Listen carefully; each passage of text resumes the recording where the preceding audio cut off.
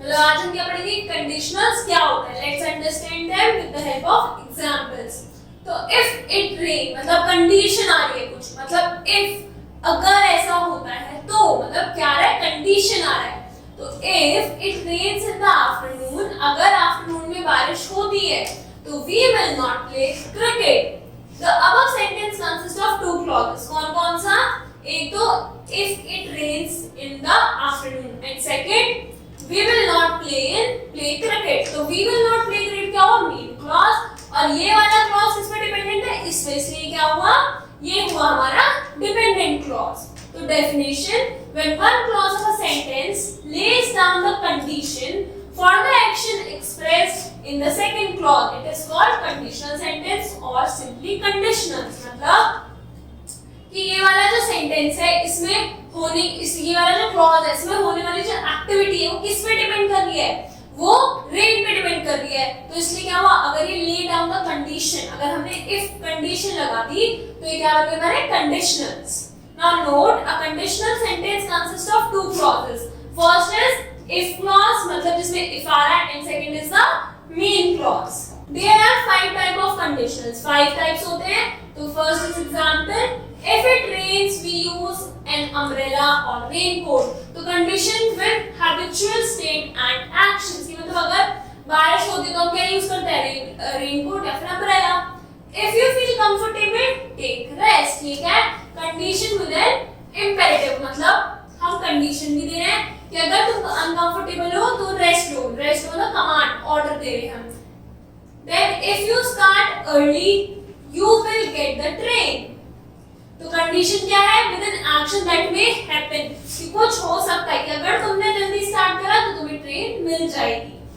We if he worked hard he would get good marks। तो condition with an action that is unlikely to happen, कि अगर उसने मेहनत करी, अच्छी मेहनत करी तभी उसे मार्क्स मिलेंगे। तो ये है, अगर मेहनत ही नहीं हुई तो वो हैपन हो ही नहीं सकती।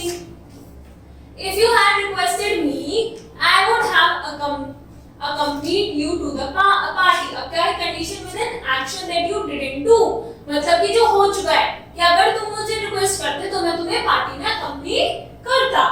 Then as it is clear from every sentence, each type of conditional sentence can be identified by the use of tense pattern। कि कौन सा टेंस यूज हो रहा है उससे हम आइडेंटिफाई कर सकते हैं।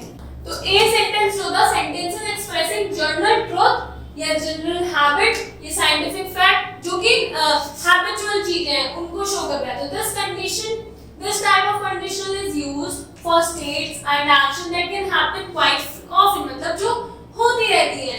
The meaning of these sentences is the same like when or whenever।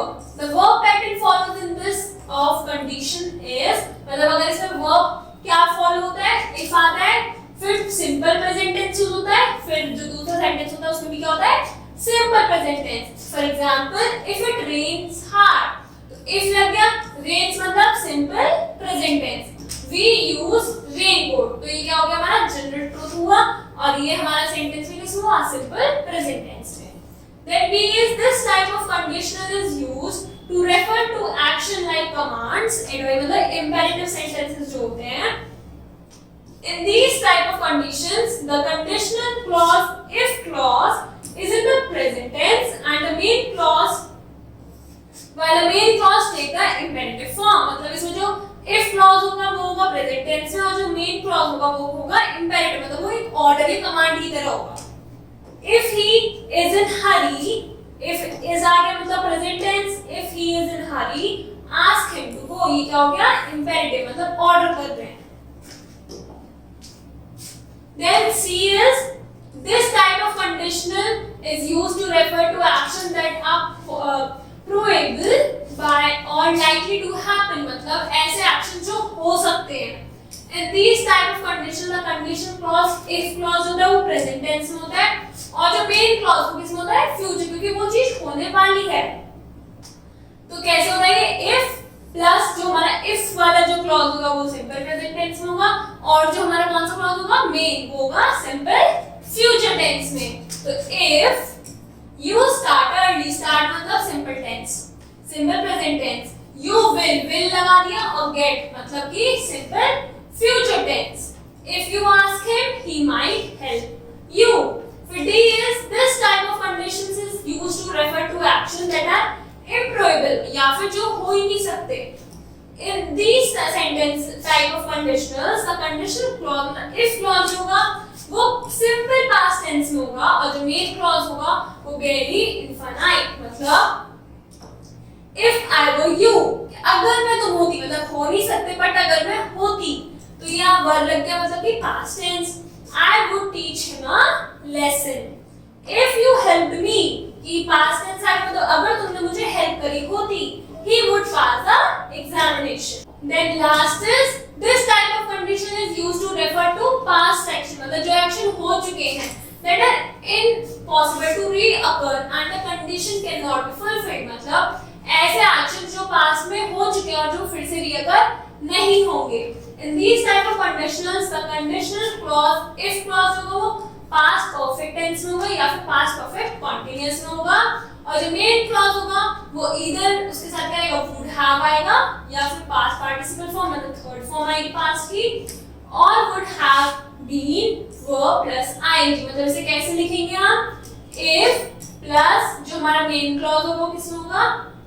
जो if clause होगा वो किसमें होगा? past perfect या past perfect continuous tense में और जो हमारा बाद में main clause आएगा उसमें क्या आएगा? would have past participle form और would have been plus verb plus ing. मतलब कि पहले if आया फिर हमारा you had run fast मतलब had run किसमें आ गया? past perfect में. you would have आ गया you would have then won मतलब participle form the race. If our team had won the match, अगर हमारी टीम मैच जीत जाती, we would have been celebrating. तो ये क्या थे हमारे? ये हमारे थे conditionals की if possibility है कहीं, तो कैसे होगा? पहले if लगेगा, फिर if clause, उसके बाद में main clause आता है. Now you have to complete the exercise. Thank you.